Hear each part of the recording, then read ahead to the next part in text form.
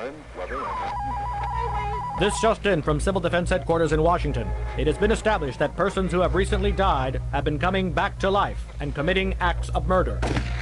If you have a gun, shoot him in the head. Hello and welcome to After the Dead video tutorial number 1. In this tutorial we're going to go over some of the basics of deck management, the cards, and how to basically get around in the app. First thing I want to cover is the intro screen, which has news, the story of After the Dead, and our help system. The help system includes several useful topics, including the different kinds of cards, the different kinds of missions, and our fight system. If after going through these video tutorials you still have questions, this would be the best place to start. Now let's talk about cards and decks in After the Dead. All of your cards are going to be found either in the storage deck, your action deck, or in the neighborhood or equipment decks. When you first start out the game, all of your cards will be in the action deck. You must always maintain 20 cards in your action deck or you will not be able to go on a mission. Let's look at some of the cards. Each card has a name, a type, and then a section about what happens when you equip it, and a section about what happens if you use it during a mission. This distinction of equipable versus action is very important. When you place something in your deck, in either the neighborhood decks, large buildings, small buildings, population, or the equipment deck, weapons and armor, what you're going to be using is the equipable section of the card. For example, this crossbow tells me that if I have it equipped, I use it to add 1 to any long-range attacks that I make.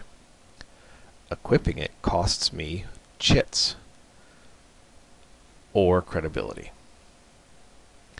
Also, many cards have prerequisites. They can't be equipped if you don't meet the prerequisites.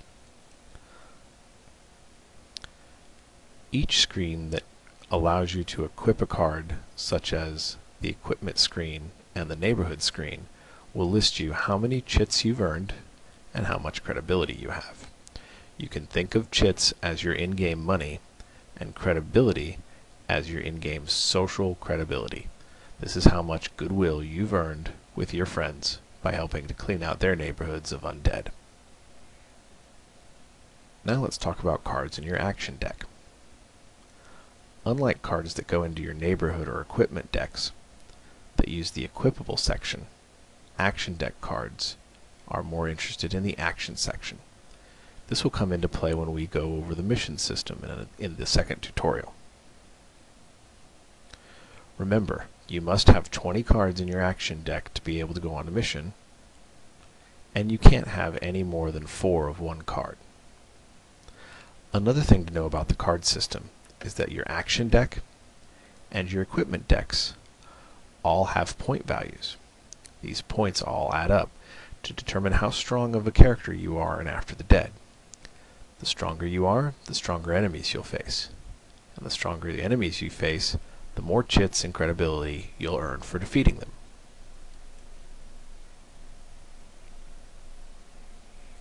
Besides managing your decks and going on a mission, which missions in and of themselves will be covered in an entirely another tutorial, we have the marketplace and the acquire tokens and invite screens. The invite screen is a fairly standard Facebook invite screen that allows you to invite your friends to come play After the Dead with you. This is important because as you go on missions, you'll want to earn credibility by patrolling your friends' neighborhoods.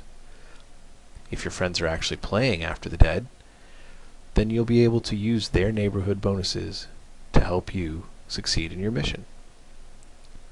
Additionally, your friends can patrol your neighborhood. And when a friend patrols another friend's neighborhood, both friends get credibility. So be sure to invite your friends to play. Acquiring tokens allows you to spend real-world money or one of our third-party offers to gain tokens. Tokens are used in the marketplace.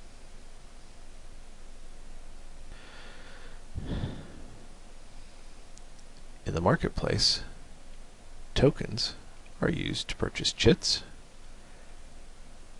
8-card booster packs, which always include at least one rare card, or slots. These card slots expand the number of slots that are available when you manage your deck. For example, you can see here that I have the default number of 1 large building, 1 small building, and 1 production slot available. If I were to purchase some tokens, I could go to the marketplace and buy additional slots. That concludes the first tutorial video for After the Debt. In the second tutorial video, we'll go over missions, the different kinds of missions, what the rewards are for going on missions, and how to fight enemies in After the Debt. See you then.